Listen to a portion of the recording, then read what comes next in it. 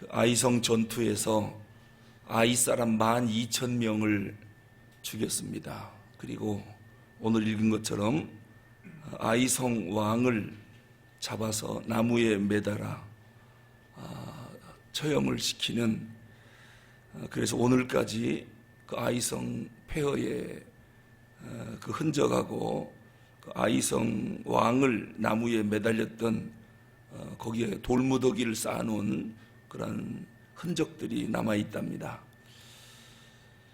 자, 그럼 이스라엘 백성들은 이렇게 아이성 전투에서 성공한 이후에 어떻게 했는가? 성공한 이후 우리가 후속 조치를 어떻게 해야 하는지 그것을 교훈 삼았으면 좋겠습니다. 항상 좋은 일이 있으면은 그 뒤처리를 잘못하면 그 후에 안 좋은 일이 생기기 때문에 우리가 등산하다 보면 정상에 올라가지요. 그럼 더 이상 올라갈 데가 없습니다. 이제는 내려오는 길밖에 없어요. 성공했을 때, 승리했을 때 우리가 항상 조심해야 되는 겁니다. 왜냐하면 이제부터 내리막길이 될 수가 있다는 거예요.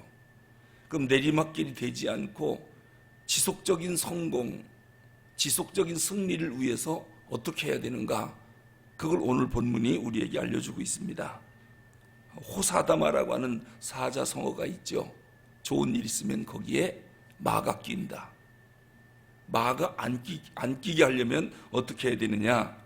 우리 신앙생활도 그렇습니다. 어려운 시험을 잘 통과하고 나면 그러면 시험이 없느냐? 그렇지 않습니다. 어려운 일을 잘 통과하고 고난의 터널을 지나면 그때 이제는 됐구나 하고 잔치를 베풀 게 아니라 곧이어서 이 마귀가 우리를 또 공격할 거다, 이런 생각을 늘 해야 됩니다. 그래서 뭔가 승리했을 때 그때가 근신할 때고 하나님 앞에 엎드려야 될 때입니다. 그런데 보통 승리하고 고난이 끝나고 성공을 거두면 축제하느라고 하나님 앞에 엎드려 제단을 쌓지 않는 경우가 있습니다. 그래도 우리는 무슨 좋은 일이 있으면 하나님의 은혜로 알고 감사 예물도 드리고 하나님 앞에 영광을 돌리지 않습니까? 오늘 아이성 전투 이후에 이스라엘 백성들이 어떻게 했는가? 여호수아 8장은 승리의 장이라고 말씀드렸습니다. 아이성 전투에서 승리로 이 사건이 끝납니다. 완전히 함락을 했죠. 이제 이스라엘로서는 이스라엘 중부 전선 이상이 없습니다.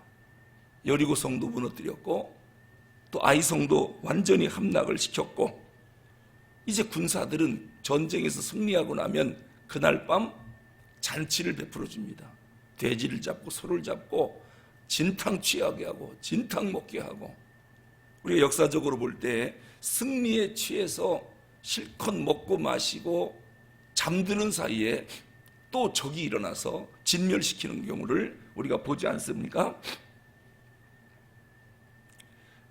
오늘 우리가 하나님 앞에 나는 이런 부분에서 은혜를 받았다, 이런 부분에서 승리했다, 성공했다, 그런 분이 있다면은 그 이후를 절대로 방심하면 안 됩니다.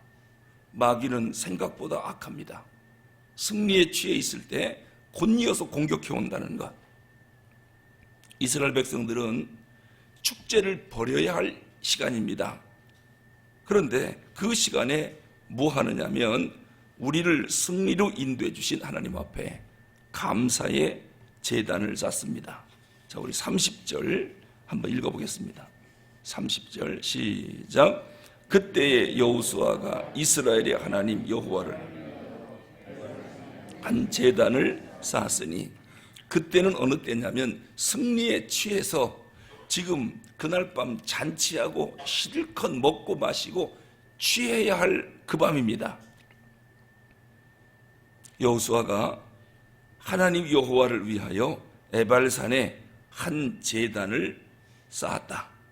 감사의 제단을 쌓았다는 것입니다. 이것은 이번 전쟁의 승리를 하나님이 주셨다라고 하는 신앙 고백입니다. 우리가 뭔가 큰 일을 이루면은 하나님 앞에 늘 감사의 제단을 쌓아야 됩니다. 그건 위대한 신앙 고백이에요. 하나님, 나에게 이런 행복한 일을 있게 해주신 거, 이거 하나님이 하신 일입니다. 하나님이 주신 복입니다.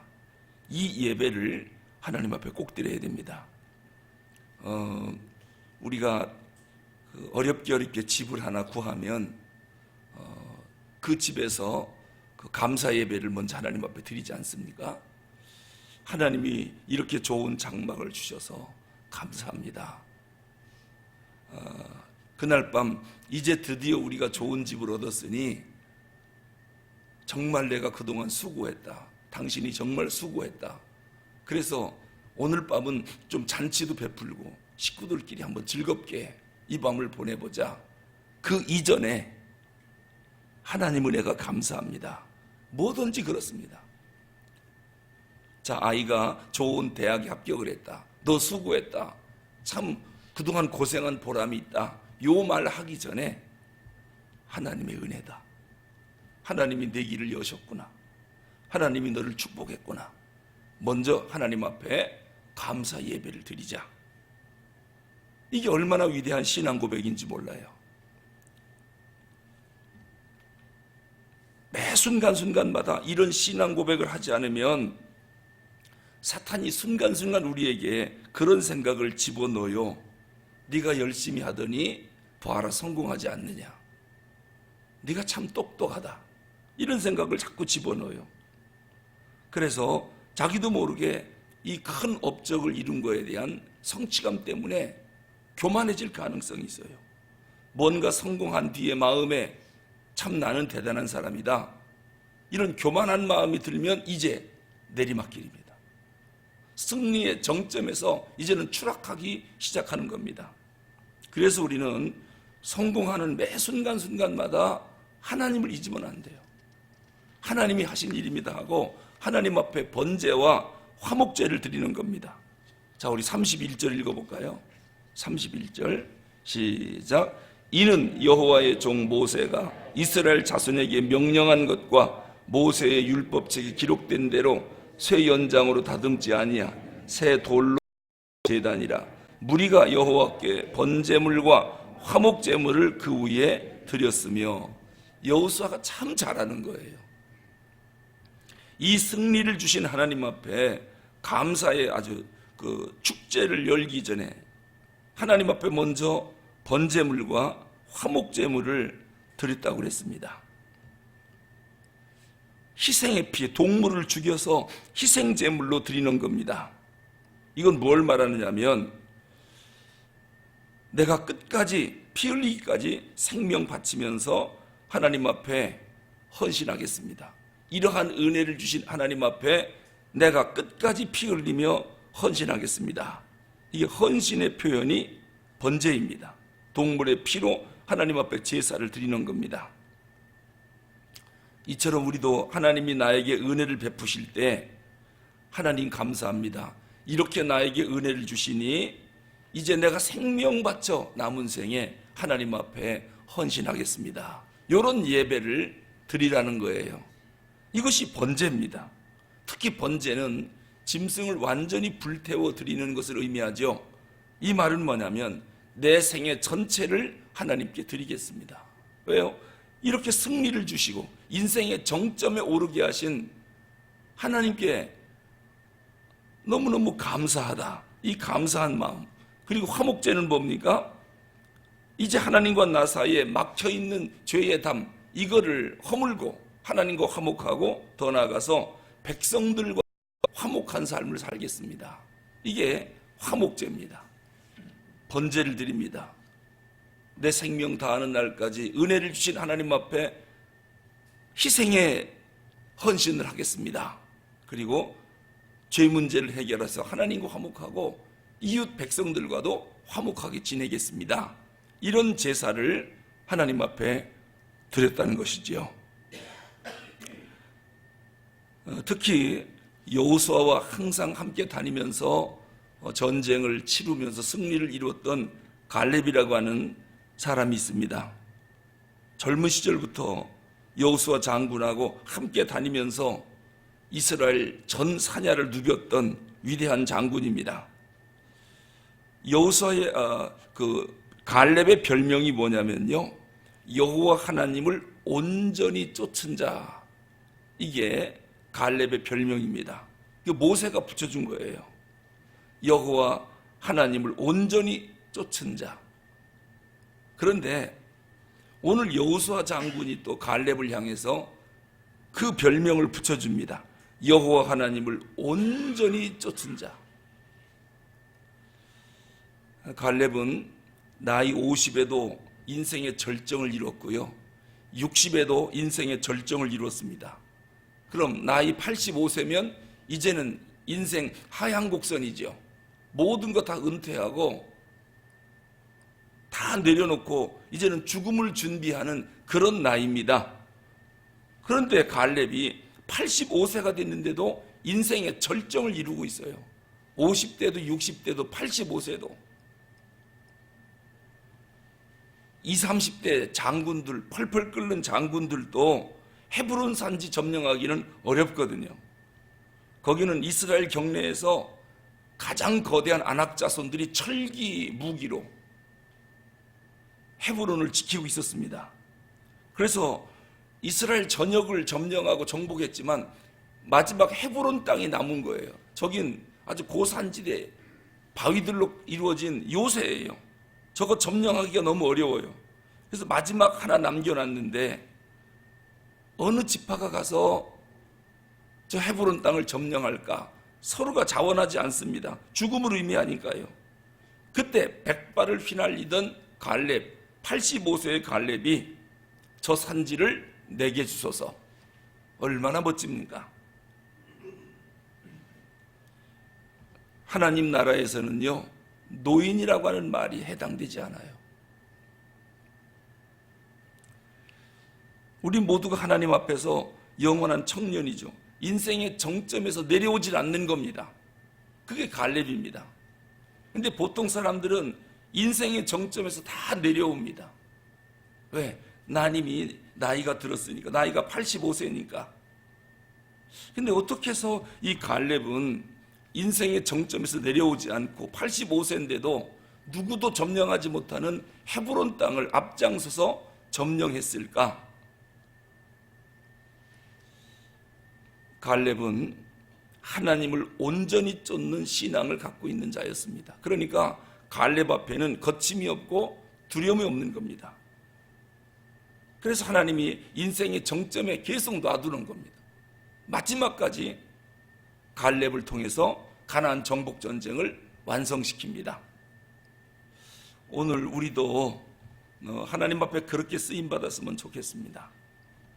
목사님들도 70이면 이제 정년 퇴임하고 이제는 목사님들 은퇴하고 그 이후 사시는 모습을 보니까요, 정점에 있다가 그냥 밑으로 내려와 갖고 그때 갈렙 같은 사람을 생각을 하게 돼요. 갈렙은 85세의 인생에 가장 화려한 꽃을 피웠는데 어떻게 해서 하나님은 갈렙을 그렇게 끝까지 인생의 정점에서 내려오지 않게 했을까? 그런데 왜 우리는 밑으로 내려가서 뒷방 늙은이처럼 이렇게 살아야 되나? 아마 갈렙은 여호와 하나님을 온전히 쫓는 자라고 하는, 모세에게도 그런 별명을 들었고 오늘 여호수아 장군도 하나님 온전히 쫓는 사람은 바로 갈렙뿐이다.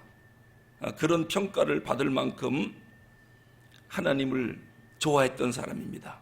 아마 그래서 갈렙을 끝까지 인생의 정상에서 내려오지 않도록 하나님이 크게 쓰셨다. 그런 생각을 합니다. 오늘 성공 그 이후를 어떻게 해야 되는가? 하나님 앞에 감사의 제단을 쌓고 하나님을 온전히 쫓는 신앙을 갖고 있을 때 계속해서 성공의 정점에서 내려오지 않게 하는 그러한 하나님이시다. 기도하시겠습니다. 하나님 아버지, 성공한 이후에 보통 사람들은 자기 도취에 빠져서 교만해지고 우쭐해지고 그래도 자기가 대단한 사람인 것처럼 스스로 착각할 때가 있습니다. 그러나 오늘 여호수아 장군은 아이성 전투에서 승리한 다음에 하나님 앞에 엎드려 감사의 제단을 쌓고 이 모든 은혜는 하나님이 주신 것입니다. 하나님 앞에 번제와 화목제를 드리는 그 모습을 저희들이 보게 됩니다. 그래서 여호수아는 인생의 정점에서 밑으로 내려오지 않고 끝까지 승리한 것을 보게 됩니다. 갈렙도 정말 하나님을 온전히 쫓는 신앙을 갖고 있는 사람이라고 모세에게도 여호수아에게도 평가받는 그러한 모습을 봅니다. 하나님, 인생의 정점에서 호사다마라고 악한 마귀가 틈타지 못하도록 빈틈을 보이지 않게 해주시고 끝까지 하나님 앞에 아름답게 쓰임받는 저희들 되게 하여 주시옵소서. 하나님 앞에 감사의 제단을 잊지 않게 해주시고 모든 영광을 하나님께 돌리는 지혜로운 사람들이 되게 하여 주시옵소서. 우리 주 예수 그리스도 이름으로 기도하옵나이다.